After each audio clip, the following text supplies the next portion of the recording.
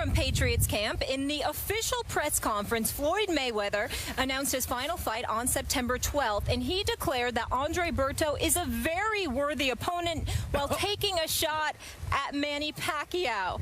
Can Skip get some water? Take a listen. Tough competitor. He's been knocked down, but he jump up off the canvas and continue to fight. And every time he go out, he gives 100%, and that's what we want. Why do you want that? We want a guy that's going to push me and bring the best out of me. As we can see, Manny Pacquiao wasn't able to bring the best out of me. So I believe Berto is the guy for the job. Stephen A., you know Floyd. You spent a lot of time with him. Do you agree with that? No, I do not. But I want to say this. A lot of people going to get on Floyd for a couple of things. First of all, I know Andre Berto. Okay. I've known Andre Berto for some time. I have not been impressed with his record over his last 6 fights, which were 3-3. He started out 27-0. He was absolutely fantastic. I think he's a warrior, but the problem is when you're a warrior, ultimately you get hit a bit too much. I think a couple of people he has fought, they've hit him too much. And because of that, now I don't want to call him punch drunk. He still has speed, he still has power, but I don't think he's any match for Floyd Money Mayweather, and Floyd knows that. If Floyd thinks most people weren't a match for him, why the hell is he going to think Andre Berto is a match for him? I think this is one of those situations where Floyd is, to be quite honest with you, I think he's looking out for one of the brothers and sitting there and giving him an opportunity to make some good money, because Lord knows nobody else in boxing is doing that for a lot of guys. And I think that that's what's behind this to some degree. And I also believe no matter what they say, that he's going to come out and out of retirement, and he will fight again for fight number 50 after he wins this next fight. Even though, again, it's boxing. Anybody could get caught. And Andre Berto is capable of catching somebody and hurting them. I don't think it will happen because I don't think he's in Floyd's class. But in the sport of boxing, never close your eyes to that possibility. Having said all of that, the main reason we're discussing this is because Floyd went on record, Skip, and said that the media is to blame for the Manny Pacquiao hype. I am here to tell you he's absolutely correct. The media is responsible for the hype, me primarily included, as well as you. And I'm going to tell you why. Manny Pacquiao is great. Manny Pacquiao has speed. Manny Pacquiao has power. I may tease him about the fact that he got put to sleep by Juan Manuel Marquez, but that's only after I knew he was all right, because I certainly wasn't laughing when I saw him get dropped like that, because Manny Pacquiao is an incredibly nice guy and a good man. I just wished him the best. I didn't want him hurt. But he got put to sleep by Juan Manuel Marquez. Caught him with that straight right coming in. Put him to sleep. Manny Pacquiao, outside of that, has been nothing short of sensational and clearly number 2 on the list as the pound-for-pound greatest in the world for years and years and years. We know he's got speed. We know he's got power in both hands. We knew that he wanted Floyd. And our attitude was, well, we know what Floyd's going to do and we know what he can do. He's a boxer extraordinaire. He's a defensive magician in the ring. He doesn't take too many risks, etc. But Pacquiao was supposed to be the dude that was going to quell all of that. He was faster than Cotto.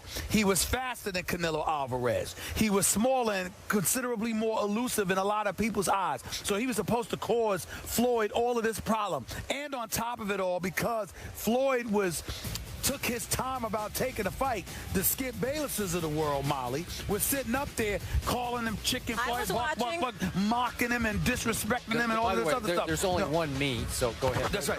There aren't plural. So all right. Just for the record. There we go. I like that. I like that. I agree. This man, Skip Bayless, was doing all of that. So you were so disrespectful to Floyd Money Mayweather. You contributed to the swell of momentum aimed in his direction, where people were trying to say he was scared. People was trying to say he was running from Manny Pacquiao. People were trying to say what was going to happen to him once he got in the ring with Pacquiao. And so the hype evolved not around Floyd, but around what Manny Pacquiao was supposed to do to him. No, it's my fault. No. I said it's mine too. It evolved around what Manny Pacquiao was supposed to do to him. Me, being the boxing, not the boxing aficionado, the likes of the Jim Lampleys of the world with my boy Max Kellerman and them, but on a lesser level, the boxing aficionado that I am, I knew what Floyd was going to do to him. I knew that Floyd was going to sit there and make him miss. I knew that Floyd was probably going to hurt his shoulder because he was going to miss about 400 times. I saw all of that coming. So I was sitting there saying what Floyd was going to do. Skip was swearing what Manny Pacquiao was going to do. Everybody in the media was jumping on that bandwagon, whether it was on my side or his side. So we did, as an institution, contribute to the hype because we thought Manny Pacquiao was going to put up a better display. That's what it was, because we always knew what fight Floyd was going to fight, but it was hyped because of what we thought Manny Pacquiao was going to do, and then he didn't end up doing it. So Floyd is basically saying, that's your fault. I told y'all I was going to go in the ring and give him a boxing lesson. Y'all believed all this hype that he was going to come and knock me out. Shame on y'all. And that's a good point on Floyd's part. It's a good point. This man across from me is unbelievable. First of all, now that you have dismissed Berto as a charity fight, I got to leave that alone for now. Not charity. Well, that's where you're going. You know, he's doing something for his brother. I get it. Okay, all right. Now let's get back to. I really think that's what he's doing. Let's get back to overhyping here. Talk about a slickster. This man across from me has omitted. I said. He's a New Yorker. He's from Queens. The key detail of this entire discussion. Look, I will give you this.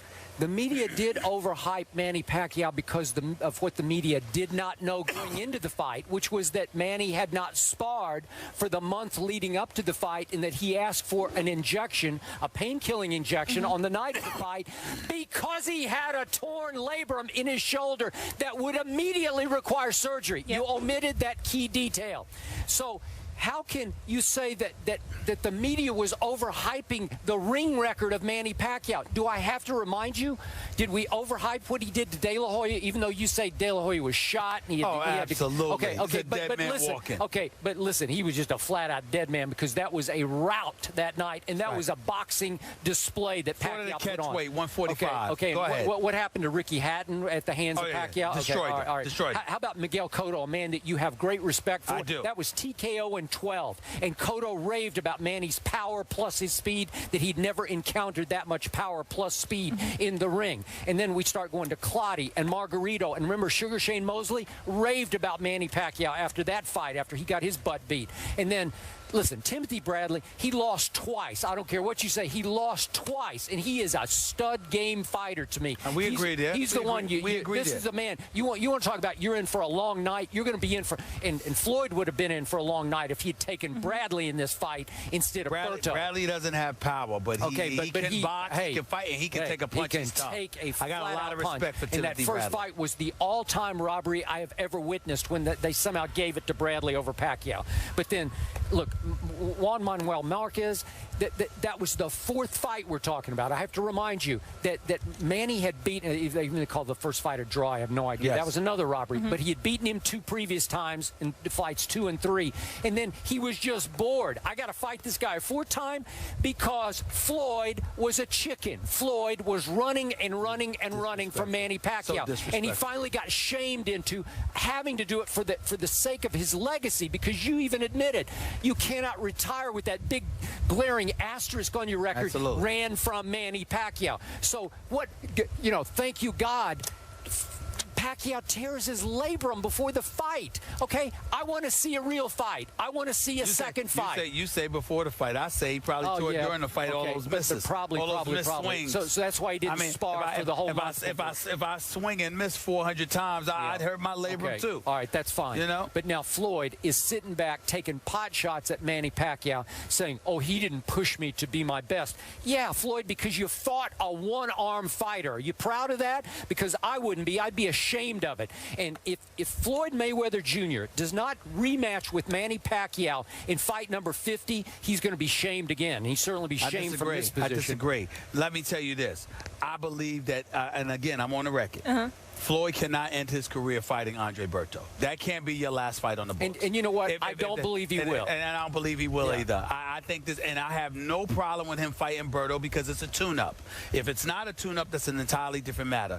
But as long as he fights after Berto, I'm not going to have any problem with this being a potential tune-up. It does not have to be Manny Pacquiao. I would prefer that it's Manny Pacquiao, but Manny Pacquiao needs to come and apologize to Floyd for sitting there and using that as a weak excuse.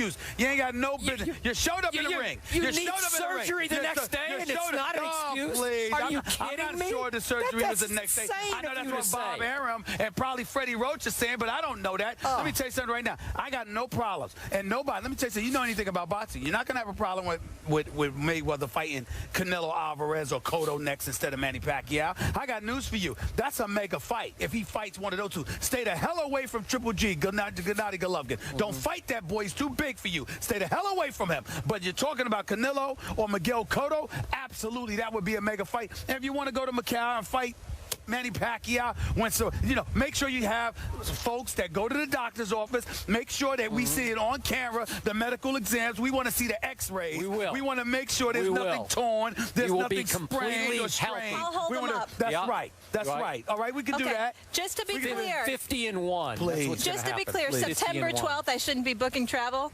September 12th. No. Berto, Mayweather. You're not going I mean, I might be there, but I don't blame everybody for not looking forward to this. Yeah. Not after the Pacquiao thing. It should be somebody better, but this is a tune-up. It's a charity fight. I'll donate. Yeah. Not charity. It's a tune-up. It's a tune-up. You can have my 75, Andre Berto. We know Mayweather's the undisputed champ. We have another champion in the house. Actually, we're not in the house. We're outside here at the desk. It's Troy Brown, a 3-time Super Bowl champion. Come on over. He did it on both sides of the ball. Patriots Hall of Famer. How are you? Thank you so much for joining us. We got a lot to talk to you about. Good to see you. Good to see you, man. Thank you. First Take is brought to you by the new DQ Rolo Minis Blizzard Treat. It's summer in a cup. And by the Beauty Rest Recharge Line. Get your beauty rest.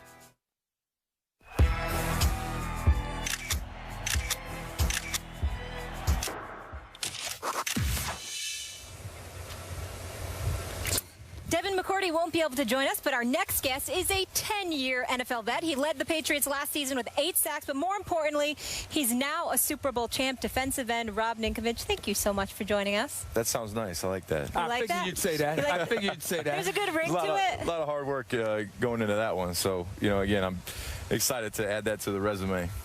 What's your chances of repeating? Wolford's gone, Revis is gone, Brown is gone. What's your chances? Starts right now in training camp. Again, this is where you put in all the hard work.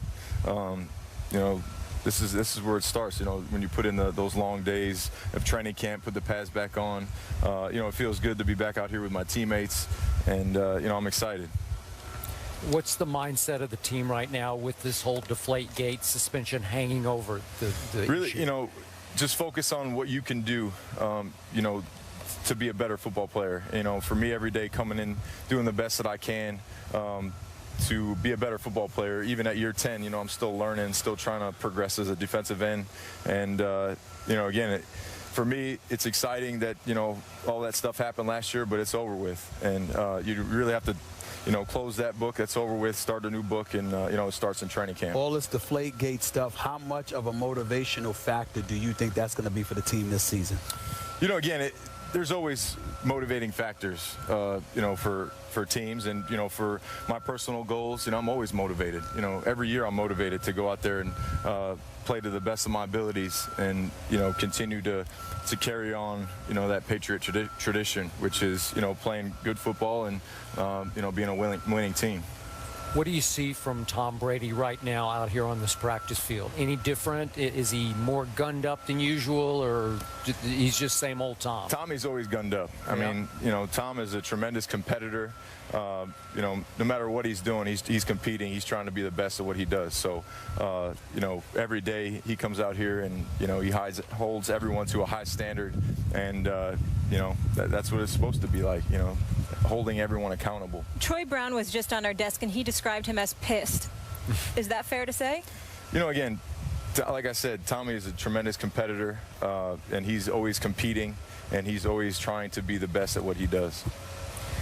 How much will you indeed miss a Revis and a Browner? You know, again, every year there's going to be turnover in the National Football League. You see it in every single team. You know, there's guys coming, there's guys going, and, you know, really you just have to adjust, and you have to, you know, work hard in training camp with the guys that are here and move forward.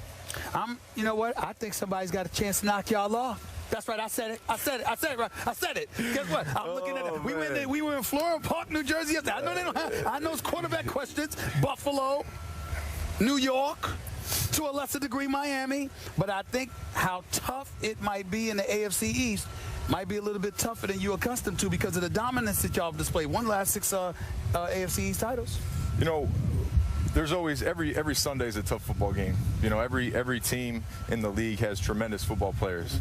So, you know, to be a good football team, you have to practice well, you have to put in the time, you have to put in the effort, and, you know, I feel like we do that every year. You know, we put in the time, we put in the effort, we do the things that you need to do to win in this league. So, you know, again, this year's like no other year. You know, we're just going to come out here and we're going to work hard, and we're going to, you know, go out there and play good football. But isn't it fair to say, Mr. Ninkovich, that it's really about the fact that you have Tom Brady? That's why y'all ain't worried.